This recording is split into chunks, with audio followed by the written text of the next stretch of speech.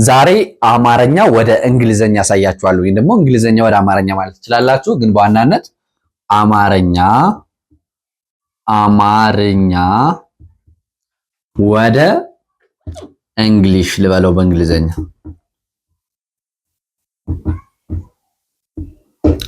እሺ እንግዲህ የዛሬን ቪዲዮ የምሰራላችሁ ለምንድነው የአማርኛ ፊደላቶችን በእንግሊዘኛ እንዴት መጻፍ እንችላለን።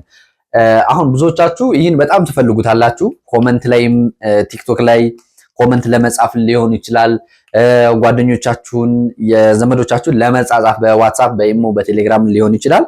ለእንደዚህ ዓላማ አሁን ላይ ደግሞ በጣም በብዛት የእንግሊዘኛ ፊደላቶችን ለአማርኛ መጠቀም የተለመደ እየሆነ መጥቷልና ብዙዎቻችሁ ትፈልጉታላችሁ።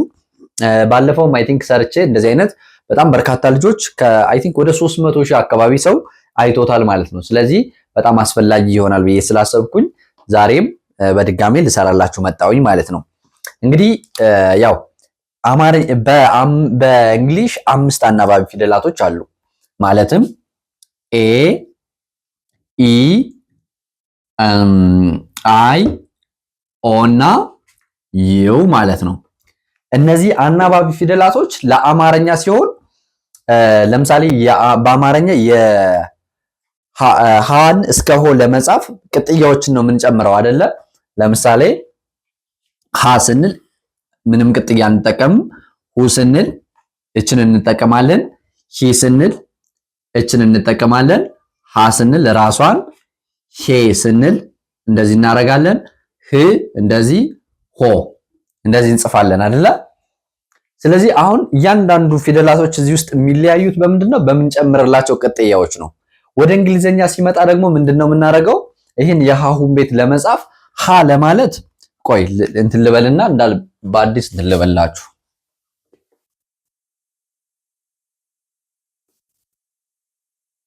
እሺ የመጀመሪያ ፊደሎችን ኢ ነው፣ ከሃ በስተቀር ኢ ነው የምንጨምርላቸው። ለምሳሌ ሀ ላለው ሀ፣ ሁ መጀመሪያ ልጻፈው፣ ሂ፣ ሃ፣ ሄ፣ ህ፣ ኦ እነዚህ ፊደላቶች አሉ። ለነዚህ የእንግሊዘኛ ውክላቸው ማን ነው የሚሆነው? ሀ ለማለት ኤች ኤ፣ ሁ ለማለት ኤች ዩ፣ ሂ ለማለት ኤች አይ፣ ሃ ለማለት ኤች ኤ ድጋሜ ማለት ነው። ሄ ለማለት ኤች ኢ መሆን ይችላል፣ ግን በዋናነት አይ ኢ ብንለው የተሻለ ነው ማለት ነው። ከዛ ኤች ህ ለማለት ኤች ብቻ ነው። ሆ ስንል ደግሞ ኤች ኦ እንጠቀማለን ማለት ነው። ኦኬ እንግዲህ ከዚህ ላይ ኤች በዋናነት እንዳለ ሆኖ ሃሁ ሂሃ ሄሆ የሚለው ለመጻፍ የሚያስችሉን ከስር የጨመርኳቸው አናባቢዎች ስለሚለያዩ ነው ማለት ነው። እዚህ ላይ የለውም እዚህ ላይ። ስለዚህ ምንድነው የምናደርገው? አማርኛ ወደ ጎን 7 አይደለ? ለሰባቱም የእያንዳንዱ አናባቢ እንሰጠዋለን ማለት ነው። ይህን ማድረግ ከቻል በአማርኛን በእንግሊዘኛ መጻፍ አይከብደንም ማለት ነው። ኦኬ ስለዚህ በዚህ መሰረት ለን እንጨምር። ለ፣ ሉ፣ ሊ፣ ላ፣ ሌ፣ ል፣ ሎ እንላለን ማለት ነው። ይሄን ደግሞ ወደ እንግሊዘኛ ስንመልሰው ለሁሉም ኤል ነው። ኤል ኢ፣ ኤል ዩ፣ ኤል አይ፣ ኤል ኤ፣ ኤል አይ ኢ፣ ኤል ብቻውን ነው የሚሆነው እዚህ ላይ ኤል ኦ ለመጨረሻው ማለት ነው። ልክ ከዚች ከሃ በስተቀር ሌላው በቃ አናባቢዎቹ ኤል እንዳለ በቋሚነት ነው የምንወስደው ለሲሆን፣ ነገር ግን አናባቢዎቹ ለሁሉም ተመሳሳይ ናቸው። ያው ለዚህ ዩ ነች፣ ለዚህም ዩ፣ ለዚህ ዩ ነች፣ ለዚህ አይ ነች፣ ለዚህም አይ፣ ለዚህ ለአራተኛው ኤ ነው የምንጠቀመው፣ ለአምስተኛ አይ ኢ ነው የምንጠቀመው፣ ለስድስተኛ አንጠቀምም። ያው እዚህም አልተጠቀምኩም እዚህም አልተጠቀምኩም ማለት ነው። ዋናውን ፊደል ብቻ ነው ለስድስተኛ የምንጠቀመው። ለሰባተኛ ሲሆን ኦ ነው የምንጠቀመው ማለት ነው። ሶ ኢዚ አይደለ? በጣም ቀላል ነው። ፕራክቲስ ማድረግ ግን ይኖርባቸዋል። እዛች ላይ ስሞችን እንጽፋለን መጨረሻ ላይ። ከዛ ሐመርኋን እንዘለውና መ የሚለውን እንሄዳለን። መን ለመጻፍ ያው በአማርኛ እንጻፍ መጀመሪያ መ ሙ ሚ ማ ሜ ም ሞ እንላለን አይደል? ይህን በእንግሊዘኛ ስንመልሰው መ ስንል ኤም ነው። ዋና ፊደላችን ኤም ነው። መ ሙ ሚ ማ ሜ ም ስንል መቼም ለስድስተኛ ስለሆነ ብቻውን ነው የምንጽፈው ሞ እንላለን ማለት ነው። ስለዚህ መ ሙ ሚ ማ ሜ ም ሞ።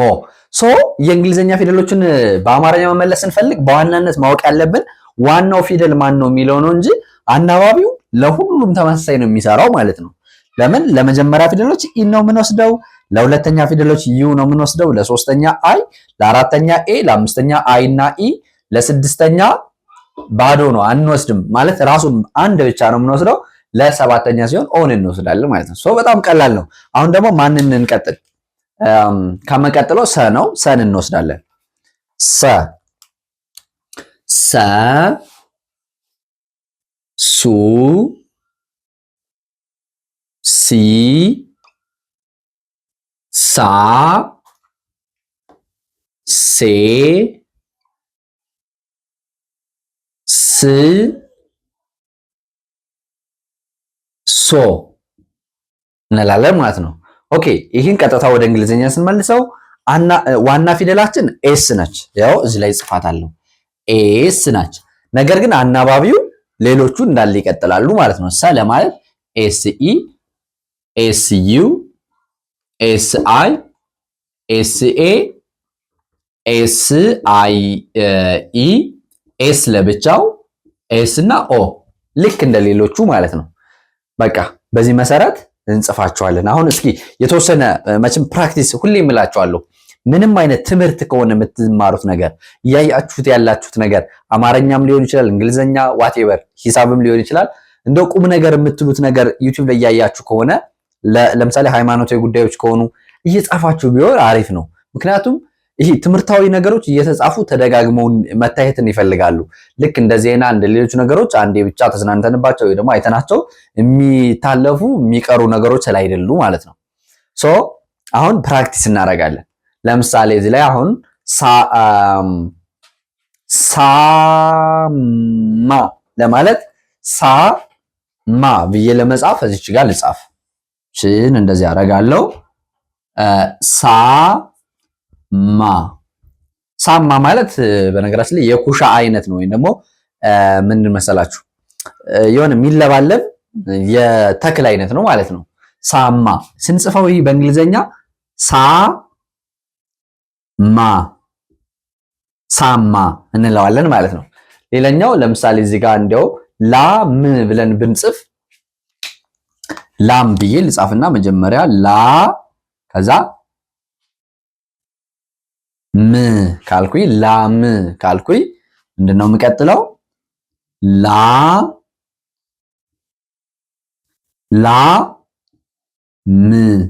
ም ስድስተኛ ስለሆነች ምንም አናባቢ አልወስድም። ያው ኤም ብቻ ነው የምጽፈው ማለት ነው።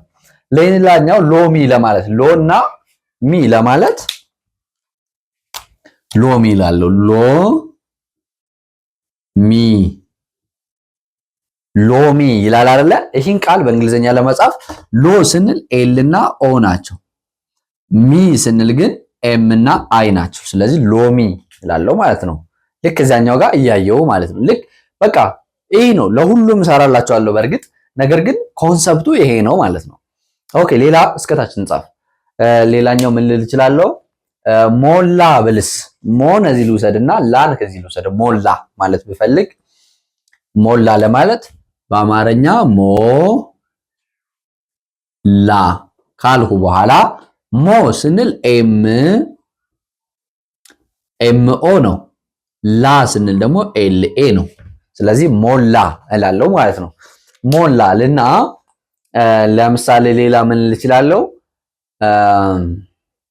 ሙሉ ማለት ብፈልግ ሙንና ሉን ተጠቅሜ ሙሉ ማለት ብፈልግ ሙሉ ሙ ላለው ከዛ ሉ ላለው ሙሉ የሚለውን ልክ ሙ እችናች ኤምዩ ነው። ሉ ደግሞ ኤልዩ ነው። ስለዚህ ሙ ሉ እላለው ማለት ነው። ስለዚህ ሙሉ ይሄ ነው በቃ ኮንሰፕቱ። አማርኛ ስጽፉ ለእንግሊዝኛ አሁን ብዙ ቪዲዮ ማይሰራው ብዙ ሰው በቀላሉ ስለሚረዳው ነውና ግን እንደው አንድ የባዮ ብላችሁ የምታስቡ ልጆች ልክ በዚህ መንገድ ነው ማለት ነው። ነገር ግን እንግዲህ ከዚህ በተረፈ ደግሞ ያው ጠለቅ ብዬ ባዮ ጥሩ ነው ብላችሁ ካሰባችሁ በሳምንት 5 ቀን በቀን 1 ሰዓት እናስተምራለን። እንግሊዝኛ ብቻ አይደለም አማርኛም ሂሳብም ብቻ የምትፈልጉትን በየትኛውም ሳብጀክት በየትኛውም ሀገር ሆናችሁ መማር ትችላላችሁ። በሳምንት 3 ቀን ወይ ደግሞ 5 ቀን እንደምርጫችሁ አድርገን እናስተምራችኋለን። የምታገኙን ቴሌግራም ላይ፣ ዋትስአፕ ላይ እና ኢሞ ላይ በዚህ ስልክ ተጠቅማችሁ አሊያም ደግሞ ከስር ዲስክሪፕሽን ላይ ሊንኮች አሉ። ዋትስአፕ ላይ፣ ኢሞ ላይ እና ቴሌግራም ላይ የሚያመጧችሁ ማለት ነው። እነሱን ቀጥታ ስትነኳቸው እኛን ሊንኩ አስፈንጥሮ ወደኛ ያመጣችኋል። እዛ ላይ ቮይስ አስቀምጡልን ወይ ደግሞ ጻፉልና እዛ ላይ ተገናኝተን አውርተን ትምህርታችሁን በሳምንት 5 ቀን በቀን ደግሞ 1 ሰዓት እየተማራችሁ በአጭር ጊዜ መሰረታዊ የሚባል የሂሳብ የአማርኛና የእንግሊዝኛ ትምህርቶችን መውሰድ ትችላላችሁ። እኛ ጋር ባላችሁበት ሆናችሁ በአጭር ጊዜ ማለት ነው። ለዛሬ የነበረን ቆይታ ይህን ይመስላል። እስከዚህ ሰዓት ስለተከታተላችሁ ቴንኪው ማለት ፈልጋለሁ። በቀጣይ ከሰ ነው አይደለ ከረ ጀምሮ ደግሞ አሁንም እንደዚህ ቦርድ ሞልተን እናያችኋለን። ለዛሬ እስከዚህ ስለተከታተላችሁ ከልብ አመሰግናችኋለሁ። ሰላማችሁ በያላችሁበት ይብዛልኝ። ትምህርታችሁን ይግለጽላችሁ። ሰላም፣ ፍቅር፣ ጤና ለሀገራችን። ይህ የእናንተው ምርጥ ፋኖስ ኢትዮጵያ ነው።